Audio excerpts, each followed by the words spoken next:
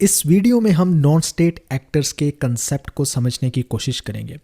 हम ये देखेंगे कि नॉन स्टेट एक्टर्स क्या होते हैं, इनके क्या मायने होते हैं, इंटरनेशनल पॉलिटिक्स को ये कितने लेवल तक, किस हद तक इन्फ्लुएंस कर सकते हैं, नॉन स्टेट एक्टर्स ने स्टेट के रोल को कैसे इन्फ्लुएंस किया है, कैसे चेंज करने की कोशिश की है।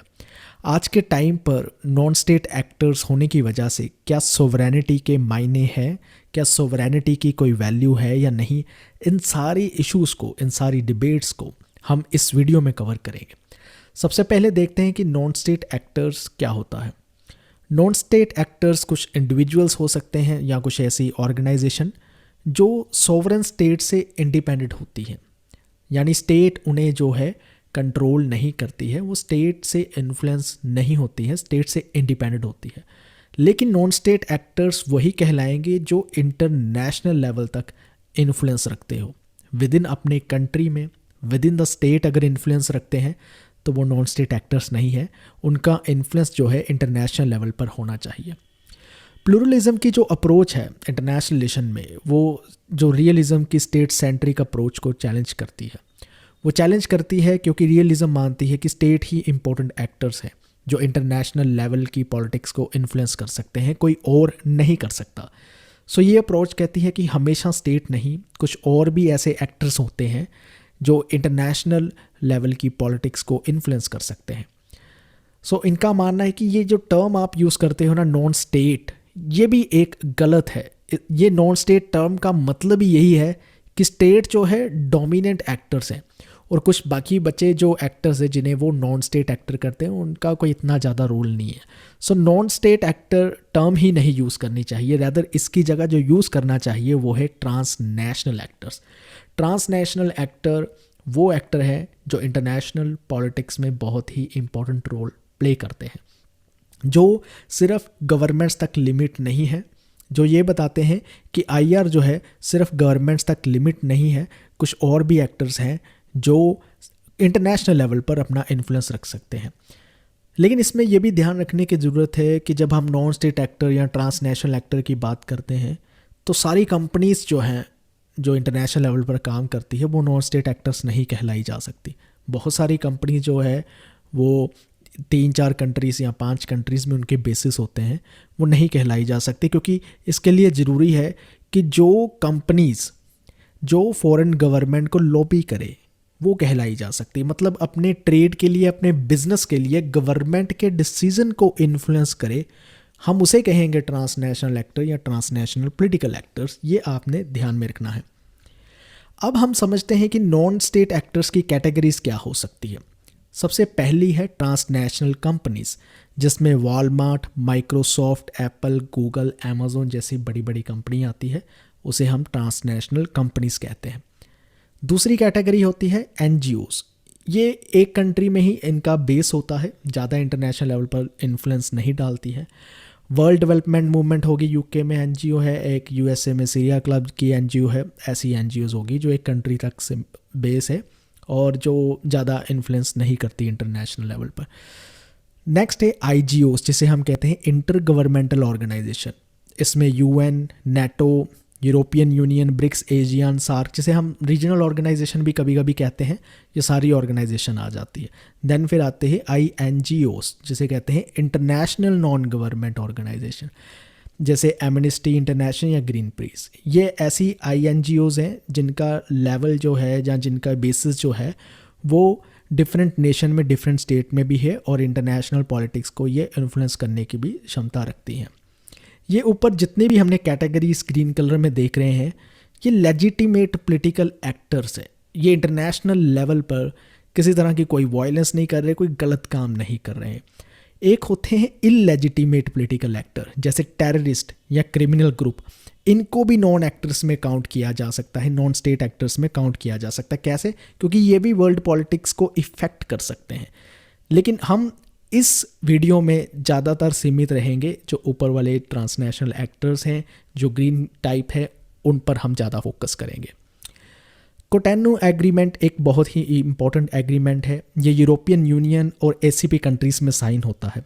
एसीपी का मतलब है अफ्रीकन, कैरिबियन और पैसिफिक ग्रुप ऑफ स्टेट्स में साइन होता है। ये साइन होता है जून 2000 में। ये क्यों इंपॉर्टेंट है? क्योंकि ये एक ऐसा एग्रीमेंट है जिसमें ना नॉन स्टेट एक्टर्स क्या होते हैं उसको मेंशन किया गया है। ज़्यादातर एग्रीमेंट्स में नॉन स्टेट एक्टर्स की बात नहीं की जाती, लेकिन ये एक ऐसा एग्रीमेंट है जिसमें नॉन स्टेट एक्टर्स को डिफाइन किया गया। तो इस एग्रीमेंट में बताया गया कि नॉन स्टेट एक्टर्स कौन से हो सकते हैं। कुछ सिविल सोसाइटीज़ हो सकती है, ठीक है। कुछ इकोनॉमिक सोशल पार्टनर जैसे ट्रेड यूनियन ऑर्गेनाइजेशन, ये भी नॉन स्टेट एक्टर का हिस्सा हो सकते हैं। और कुछ प्राइवेट सेक्टर की कंपनीज जो हैं वो भी नॉन स्टेट एक्टर्स हो सकती है, इस एग्रीमेंट में दर्शाया गया है। अब हमने ये समझना है कि ये जो TNCs है, ट्रांसनेशनल कंपनीज, या ये जो नॉन स्टेट एक्टर्स हैं, एज ए पॉलिटिकल एक्टर्स एक स्टेट की सोवरेनिटी को किस हद तक इन्फ्लुएंस कर सकते हैं। तो ये डिबेट बहुत इम्पोर्टेंट है जाननी आपके लिए। सबसे पहली चीज़ तो आती है फाइनेंशियल फ्लोस को लेकर। अभी तक क्या देखा गया था? अभी तक ये देखा गया था कि स्टेट का ना पूरा कंट्रोल होता है वायलेंस को लेकर भी अपनी स्टेट में, और फाइनेंशियल फ्लोस को लेकर भी बड़ा कंट्रोल लेता है एक सरकार का, गवर्नमेंट का। लेकिन ट्रांसनेशनल कंपनीज इतना ग्रो कर जाती है कि एक गवर्नमेंट के लिए मुश्किल हो जाता है उसको कंट्रोल करना, उसके फाइनेंशियल फ्लो को कंट्रोल करना। कैसे? फॉर एग्जांपल गूगल, अमेज़ॉन जैसी कंपनीज जो हैं वो अपने ऑफिस के बेसिस जो हैं उन कंट्रीज़ में लगाते हैं जहाँ पर टैक्स जो है उन्हें कम देना पड़ता है। वो कुछ सब्सिडियरी कंपनीज बना देती है दूसरे देशों में जहाँ पर टैक्स कम होता है, और उस कंपनी से जो है विश्व भर में अपने बिजनेस को चलाते हैं। तो इस तरह से कह सकते हैं कि जो गवर्नमेंट है आज के टाइम पर वो सोवरेनिटी पर, या कह लो फाइनेंशियल फ्लोस की सोवरेनिटी पर कंट्रोल जो है उनका ख़त्म होता जा रहा है। सो वो अपनी जो सब्सटेंशियल टैक्स इनकम है वो भी उनकी जो है ख़त्म होती जा रही है, उन पे जो कंट्रोल है वो भी ख़त्म होता जा रहा है। दूसरा है कि रेगुलेटरी आर्बिट्रेज का कंपनीज बहुत फ़ायदा उठाती है।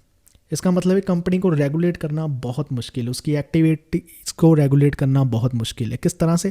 क्योंकि अगर किसी कंपनी को कोई गवर्नमेंट की पॉलिसी पसंद नहीं आती तो वो उस कंट्री को थ्रेटन कर सकती है कि देखिए हम अपनी जो लोकल प्रोडक्शन है आपकी कंट्री में ना उसको कम कर देंगे, जहाँ फिर ख़त्म ही कर देंगे, बंद ही कर देंगे, और दूसरी कंट्री में हम अपनी प्रोडक्शन को इंक्रीज़ कर देंगे जिससे उस कंट्री को फ़ायदा होगा। तो ये रेगुलेटरी आर्बिट्रेज का मतलब ये है कि जो प्राइस डिफरेंसेस होते हैं ये उनको मैनिपुलेट कर सकते हैं। कहने का मतलब प्रोडक्शन कम करके, प्रोडक्शन को ज़्यादा करके, सप्लाई एंड डिमांड को कंट्रोल करके TNCs जो है इस तरीके से कंट्रीज़ को इन्फ्लुएंस कर रही है कि हम कह सकते हैं कि क्या एक स्टेट का एक कंट्री का दूसरी जो TNCs है उस पर कितना कंट्रोल है। नेक्स्ट है एक्स्ट्रा टेरिटोरियलिटी का इशू। ये एक लास्ट इशू है इस वीडियो में, इसको ध्यान से समझना। इसमें क्या होता है कि सोवरेनिटी को लेकर ना डिफरेंट गवर्नमेंट्स की सोवरेनिटी को लेकर क्लैशेस हो सकते हैं, और होते हैं TNCs की वजह से। किस तरह से? क्योंकि फॉर एग्जांपल एक कंट्री है जिसका हेडक्वार्टर तो USA में है, लेकिन उसकी जो सब्सिडरी कंपनी है वो UK में काम कर रही है। तो इसमें 3 लाइन ऑफ अथॉरिटी एग्जिस्ट करती है। कैसे? फॉर एग्जांपल US की गवर्नमेंट ने ना एक कोई डिसीजन लिया, उसने डिसीजन लिया कि ये फलानी जो TNC कंपनी है इसकी एक्टिविटीज़ ऐसे नहीं ऐसे चलेगी। अब TNC ये वाली इसका हेडक्वार्टर USA में है, अब इसी TNC की जो सब्सिडरी कंपनी है वो UK में है। तो क्या ये जो US की गवर्नमेंट ने डिसीज़न लिया तो इस TNC की जो सब्सिडरी कंपनी है UK में, क्या उस पर भी ये डिसीज़न लागू होगा, या उस पर सिर्फ और सिर्फ UK का गवर्नमेंट का डिसीज़न लागू होगा? तो इस तरह से कह सकते हैं कि एक एक्स्ट्रा टेरिटोरियल का इशू भी आ जाता है कि कौन सी कंट्री का लिया हुआ डिसीजन कंपनी के किन पार्ट पर लागू होगा, उसकी अगर सब्सिडरी दूसरी कंट्री में है क्या उस पर लागू होगा कौन या नहीं होगा। सो ये एक प्रॉब्लम क्रिएट करता है, एक कन्फ्यूजन क्रिएट करता है। तो सोवरेनिटी को लेकर अगर हम देखें तो TNCs ने स्टेट की सोवरेनिटी को इन्फ्लुएंस किया है, लेकिन हम फिर भी कह सकते हैं कि आज के टाइम पर इसका मतलब ये नहीं है कि कंट्रीज़ या स्टेट का कोई भी कंट्रोल नहीं रहा इन TNCs की इकोनॉमिक एक्टिविटीज़ को लेकर। अभी भी वो जो है कंट्रोल कायम रखती है, किसी तरह से जो है अपना इन्फ्लुएंस उन कंट्रीज़ पर जमाए रखती है। हालांकि पूरी तरह से नहीं, लेकिन फिर भी पार्शली उन पर कंट्रोल रहता है। सोवरेनिटी जो है पूरी तरह उन पर ख़त्म नहीं होगी। सोवरेनिटी की आज भी अपनी एक वैल्यू है। सो पॉलिटिकल एक्टर्स टीएनसी क्या रोल प्ले करते हैं, किसको हम टीएनसीज कह सकते हैं, इनकी कैटेगरीज क्या होती हैं, आपने ये सारी चीज़ों को ध्यान रखना है। ये एक कंसेप्चुअल वीडियो है नॉन स्टेट एक्टर्स को लेकर। उम्मीद करता हूँ आपको ये वीडियो पसंद आई होगी। इस वीडियो को देखने के लिए धन्यवाद। Thank you.